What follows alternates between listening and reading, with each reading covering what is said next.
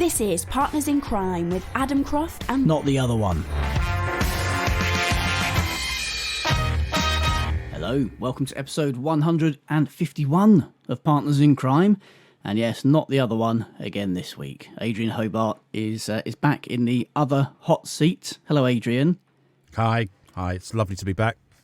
Well, yeah, you're back, not only back on the podcast, but back from bloody Scotland. And I mean that in the nicest possible way about Scotland. I mean the festival, Bloody Scotland, up in Stirling. Yeah, that's right.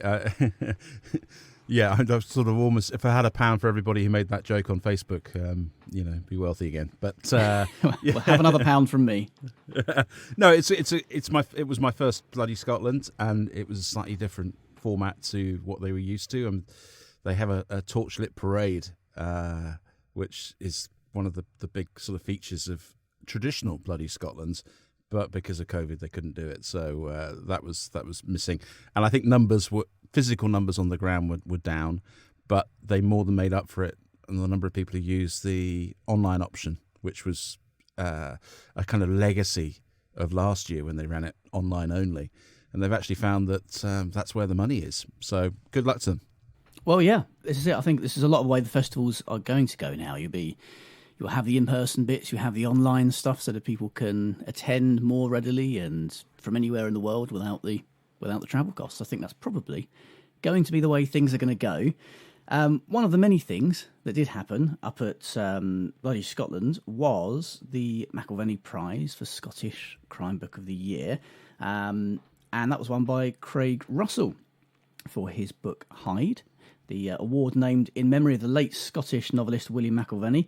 Judges described Hyde as having a gothic background that draws you in and brings the reader back to the Scottish origins of Jekyll and Hyde's creator Robert Louis Stevenson. They said it was a dark tale that was a delight and a thoroughly entertaining read, showing that Scottish crime writing is amongst the best in the world.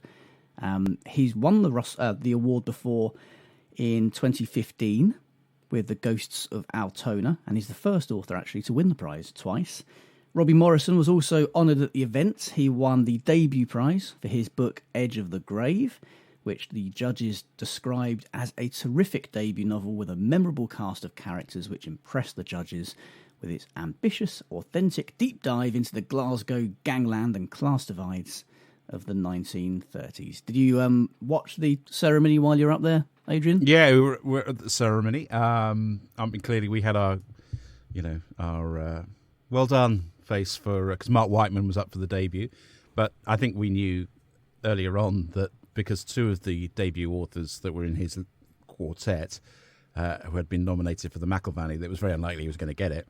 But it was, it's been great exposure for him. As for the sort of recipients, I think Robbie is incredibly modest about it. I mean, his background is actually comics and graphic novels. That's what he's been doing for years. I mean, it's a big tradition in Scotland for great graphic artists, and he's been writing those sort of books. And so this was a departure for him. And picking that period of 1930s gangland Glasgow sounds fantastic. I bought the book. I haven't read it yet, but a very modest guy. Whereas Craig Russell, I think he was trying to be ironic, but it didn't come across quite so well about, I'm going to show off about this. Of course I won it. I was the best and all this. It was a little bit, the tongue-in-cheek didn't work, mate, when he got his gigantic Glencairn glass. I mean, I've always wanted Glencairn whiskey glasses, but this thing was about they high. I mean, it was huge. I mean, you need to probably get a Jeroboam of single malt to fill the thing. But yeah, he I think his tone of his speech just fell the wrong side, especially after COVID. And didn't quite land. I think he spent most of the weekend trying to sort of recoup that whenever he spoke to anybody, and so I wasn't really trying to be, cocky and arrogant, but it didn't work. Well, I wasn't there. I can't comment. I will. I'll take your word for it. And obviously, I can understand the disappointment on the debut award with your man not winning. But speaking of personal involvement in things, another news article I actually saw in the news this week was that UK TV's Drama Channel has acquired the UK rights to the Father Brown spin-off, The Sister Boniface Mysteries, which Bob has been off filming. That's one of the reasons why he's not around this month. That's right. The show's 10-episode first season is expected to premiere on Drama in 2022. It's set in 1960s rural England and dives into the endearing world of Great Slaughter, which is a great name for a village, isn't it? And its secret weapon in its fight against crime, Sister Boniface. At a time when police forensics is rudimentary, Boniface's IQ of 156, her PhD in forensic science, plus an addiction to popular detective fiction and a fully equipped crime lab make her an invaluable aid to police investigations. This is a reading from TV Wise here. Now it goes on to say, and this is the bit I found very interesting, the drama series, which was created by Jude Tyndall, is produced by BBC Studios and stars Lorna Watson, Max Brown, Jerry Iwu, Miranda Raisin, Amy Metcalf, Belinda Lang, Sarah Crowden, David Stern, Virginia Fiel, Ivan Kay. Mark Williams also set to guest star as Father Brown. Peter Bullock is the series producer. Neil Irvin is a script producer. Will Trotter is the executive producer. No mention of Robert Dawes. Yeah, he's doing 4 episodes, I think. Just well, he'll be throw that one in there. Yeah, he'll be the breakout star. Don't worry about it. Yeah. But while my co-hosts are having disappointed also round weeks, I thought I'd throw that one in there as well. Yeah. But also in Scotland, I'm going to get all of my news out there in one, and we're going to stray into politics, which we occasionally do on this show. But it is very much to do with crime and mystery. Some Scottish writers in the National have been talking about how astounded they are at the new appointment for Culture Secretary, which of course brings in publishing and brings in books. And it's a shame Mr. Dawes isn't here this week because she's actually our MP. Yes. Nadine Dorries. She's been unveiled as the UK's new Culture Secretary. An interesting appointment. She's known for having opposed equal marriage. She's complained about left-wing snowflakes killing comedy. And she's now in charge of comedy, so it'll be very interesting to see how that goes. But it's not laughter, it says in the National, which has greeted her appointment, because despair is how the reaction among the creative community would be best characterised. And it's Scottish writers who have been leading the backlash. Val McDermid tweeted, "I see the Prime Minister has demonstrated his respect for the arts by appointing Nadine Dorries Culture Secretary." You can read into that whichever way you like. And J.D. Kirk, the Scottish crime author, said, "It's a deliberate slap in the face, isn't it?" Nadine Dorries, of course, is a writer herself. She's had a few best-selling novels. But Jane Graham, who is the books editor at The Big Issue, tweeted to say that the new Culture Secretary's writing reminded her of another literary heavyweight. She said, "I once had to read one of new Culture Minister Nadine Dorries' novels as research for an interview. It had the refinement of a cabbage and the pace of a car chase in a heartbeat. Prose-wise, it reminded me of the works of novelist Frank Lampard." So there we go. Thought I would just mention what's been, talked about. Yeah, when I saw the appointment, I thought of you guys. And I did get your sympathy card in the post. Thank you for that. Yeah, no, and I walked around Amt Hill and, you see her constituency office. And of course, she's been in hot water before. I mean, she was once or twice. Pretty much, well, she was suspended from the party at one stage, wasn't she, for certain things she got up to? And it is extraordinary. Yeah, I think it's fair to say that a lot of the platform speakers who had an opportunity, to address the Albert Halls or the ballroom at the Golden Lion in Stirling used it as an opportunity to bemoan the fact that yet again an English-based Tory government have foisted upon the Scottish literati, someone completely inappropriate. And, with every step, you get that sense that, Scottish nationalism is being strengthened by appointments like that. It's a joke. I mean, it's almost as if they want it. It's bizarre. Yeah. Yeah, I think it is an element of, do you know what? Yeah, who's going to vote us out? I mean, no one's, we have no opposition. So why not just take the mick? I think the main purpose of that appointment surely is to humble the BBC. I think her comments about the BBC in the past have been extremely strong, and it's all part. I mean, they've tried John Whittingdale, and he, when faced with the chance to batter the BBC, didn't do it, and they always hold back. But I don't think Nadine's got that filter, so maybe that's what's been lined up. Well, it'll be interesting to see how it goes and where things move from here, and what she'll do certainly for our industry anyway, which of course could be tempered by the fact that she is herself a novelist. We'll of sorts. We'll see how things go. A novelist. Yeah. But I've pretty much exhausted my news within the first 10, 11 minutes. So I'll let you carry on. What else have you been up to? Have you been busy reading? What was the word on the ground at bloody Scotland? I want all of that.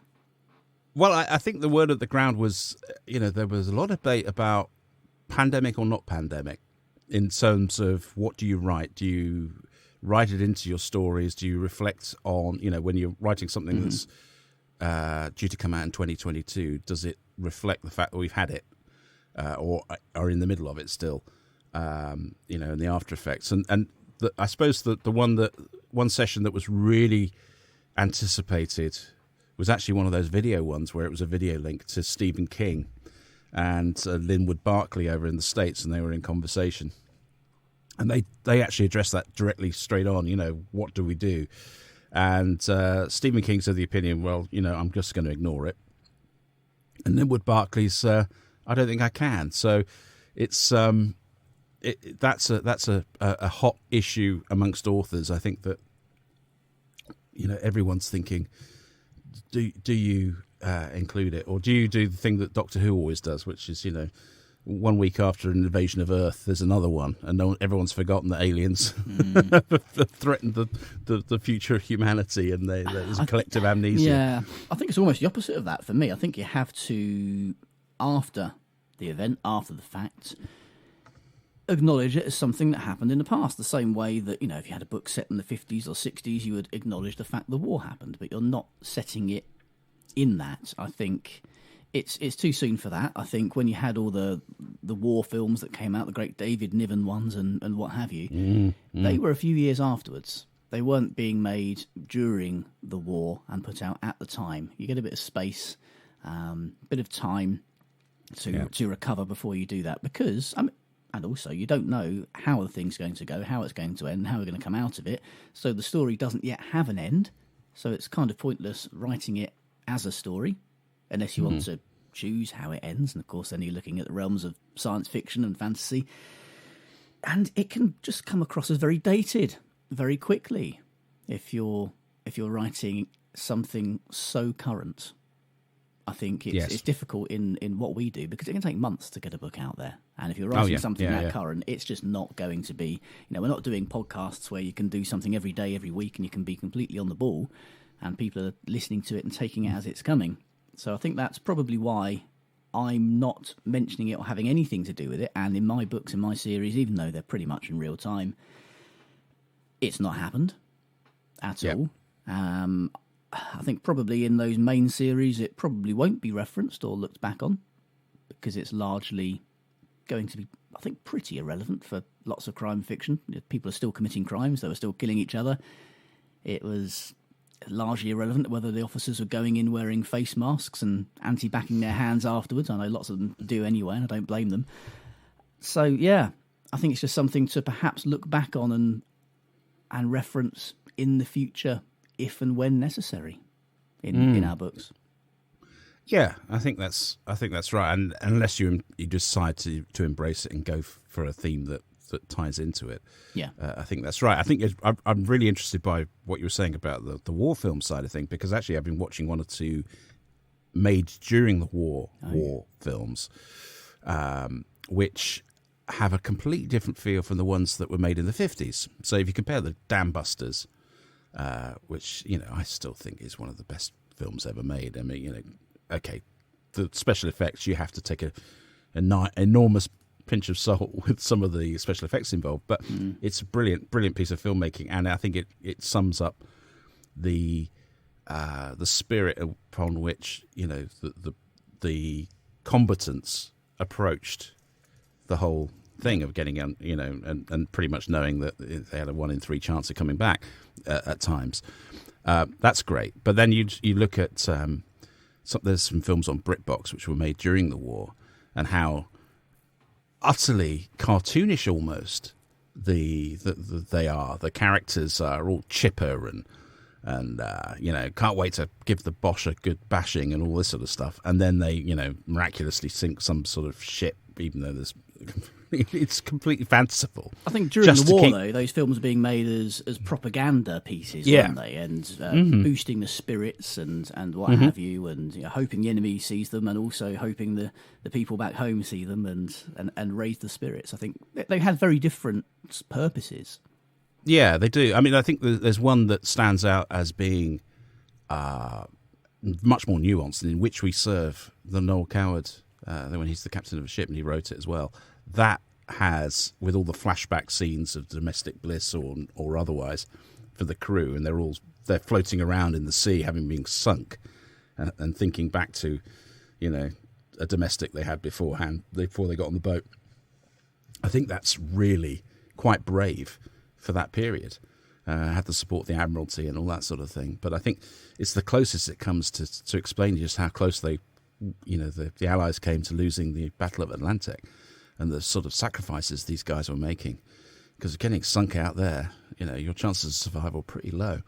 So that was a brave one. But yeah, it's interesting that generally speaking, there is this sense within society of, let's stay optimistic, let's not dwell on it, let's get on to the next thing. And I sense that, as you know, I was at Old Trafford last night, a full house, 72,000 to watch us lose to West Ham. I was going to say that was a waste of time. I didn't even imply that before when you texted me yesterday to let me know you were going. But I did have a little wry smile when I saw the result. Well, it was half a waste of time because I took my son James, who's a United fan, but I also took Rebecca's son, Luke, to his first West Ham game. He's a West Ham fan, so obviously, even though he was standing, he was in a United section, he had a broad smile the whole time, and I don't begrudge him it, because if going to your first game, you want to see your team win, absolutely. Especially at Old Trafford. Yeah, but I have to say, there is a sort of, everyone's going to these games with a sense of, oh, it's gone. There's no pandemic now. We're all safe. That's 72,000 people crammed in, all cheek by jowl. The bloke next to me sort of invading my space and whatever else. Absolutely no social distancing. You can't have it because, what are we doing? Is my question.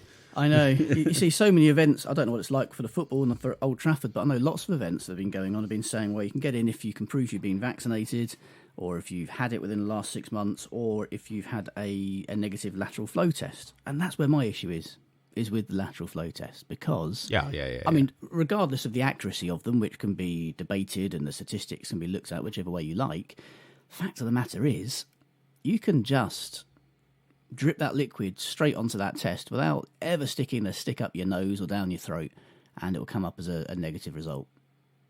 Yeah, you don't actually need to do the test, and that's the issue with it. And of course, majority of people are very sensible, will be doing it properly, but I've no doubt whatsoever there's a great number who are in that it doesn't exist crowd. Why are we doing this? We shouldn't have to prove anything. We shouldn't have to keep other people safe and be responsible citizens or any of that stuff. I think there certainly is a sizable crowd that are probably doing that. And in a stadium of 72,000 people, let's face it, you only need one. Well, true. I mean, they're not even checking. No. To see whether you've you've been vaccinated or done a test. There's none of that.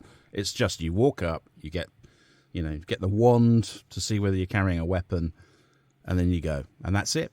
And that is there's a bit of hand gel knocking around, and that's it. No checking for biological weapons, though.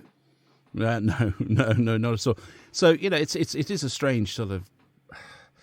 Yeah, and I have a great desire. I want to go to the games. I mean, unfortunately, we've got the one season ticket between us, so this is a rare occasion for me now. I prefer to let my sons go. But at the same time, I'm thinking, what am I doing here? This is crazy.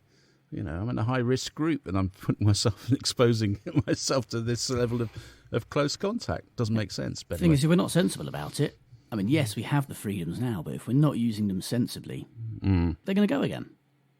Yeah, they are. We abuse it, and it's gone. Yeah, that's true. I mean, what a contrast to bloody Scotland, because everyone in the, maybe a tiny fraction took their masks off in venues, but by and large, you were sat there for an hour listening to whichever authors, wearing masks. It's I have to mention as if us creative types are sensible people. Yeah, quite. There's one session I really wanted to mention, which you'd have been tickled by, which was it was called The Killer Bees. It was Chris Brookmeyer and Mark Billingham, two of the bigger names, and it was fantastic because they went through all their 1-star reviews they get on Amazon, and it just goes to show that the feeling.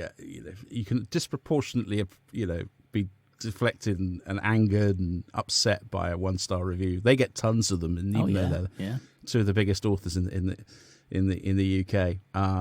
And just the tone of these the reviews was hilarious. I loved your previous work, but well, sometimes this happens. Not everybody can like everything, and of course, the human brain does this thing where, and it's a protective thing. It's to protect you. It will always overwhelmingly focus on the negative, the potential threat, rather than the good things. So for every 100 reviews, if you get one bad one, you won't remember a single word of those 100 good ones. You'll only remember the bad one. Yeah, it's interesting with our authors. We have to pick them up off the floor when they get one. Yeah, and it'll take 2 weeks for them to clear the system. I mean, this is why I don't read them. I've got my social media man who combs through for the good remarks and posts all those back out to make me look good. But I look at the overall score. So at the top where you've got the overall star rating out of 5, and if that's above kind of 4-ish, then I think, okay, great. Majority of people like this. And that's all you can hope for. I mean, I would say to any authors listening who do worry about 1-star reviews, go on to any book retailer that has a large reviews section. Look at any book that you think is the best book of all time, one that you've loved, an absolute classic you think people can't possibly dislike. Look at anything, a film, and you'll always find 1-star reviews from people who didn't like it. And that's what it's all about. It's about opinion. And if you're pleasing the majority, then you're doing the right thing. And there's a lot to be said, actually, artistically, for getting 50-50 good and bad reviews, because that means you're doing something new and fresh. But we won't go into that. That's probably a bit too philosophical for now.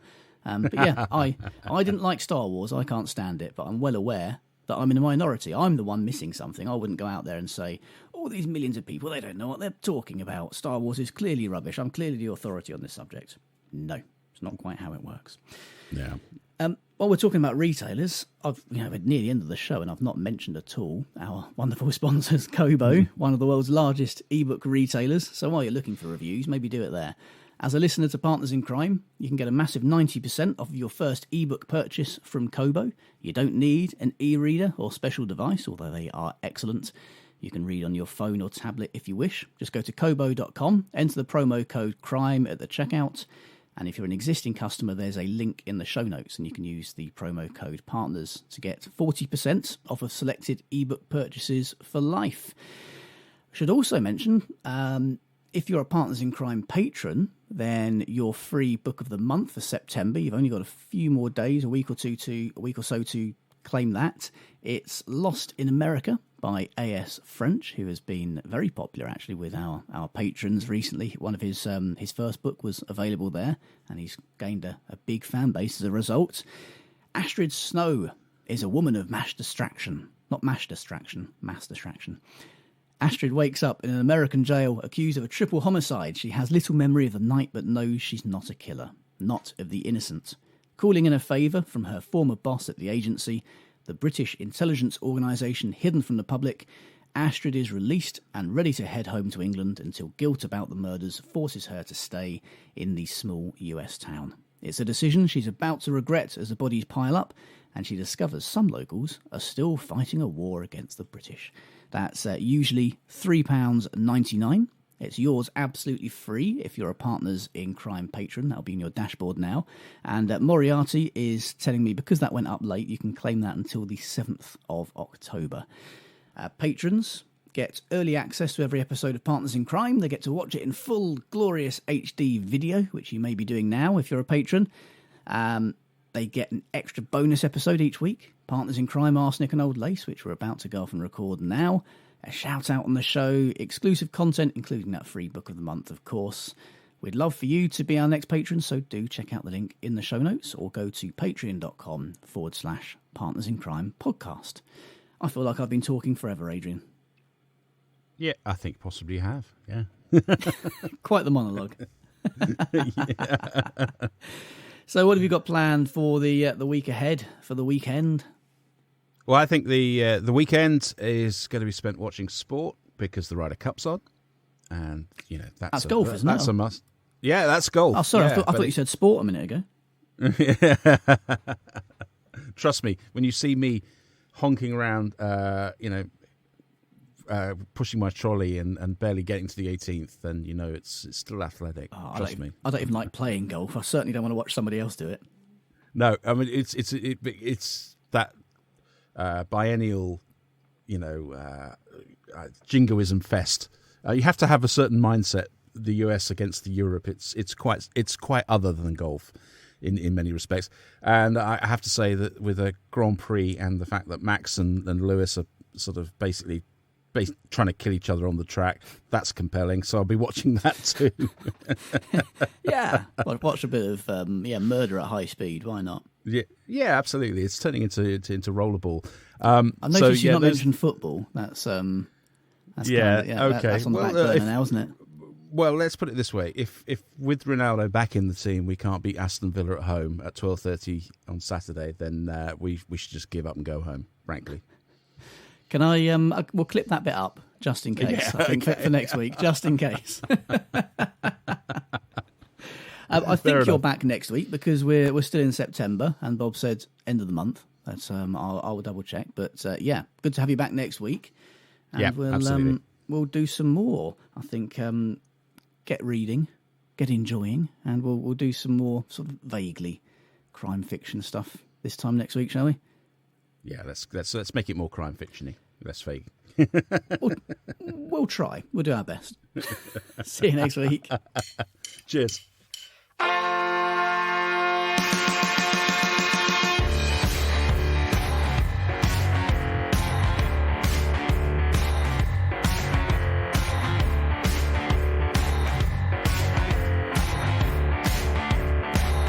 Partners in Crime was presented by Adam Croft and Not the other one. produced by Adam Croft. The theme tune was by the Caesareans. The Partners in Crime logo and imagery were designed by Stuart Beisch. Partners in Crime is sponsored by Kobo, your favourite local bookshop, perfected.